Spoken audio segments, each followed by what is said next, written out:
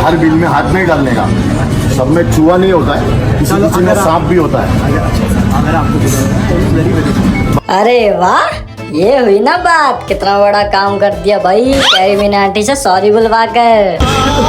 जिस एजाज खान को उसकी गली के कुत्ते नहीं जानते थे, कैरी की 30 सेकंड की वीडियो से आज उसे हर कोई जानने लगा है। एजाज खान वो कीड़ा है, नहीं sorry sorry sorry, Ejaz Khan वो गांड का कीड़ा है जो कभी बाहर नहीं निकल सकता।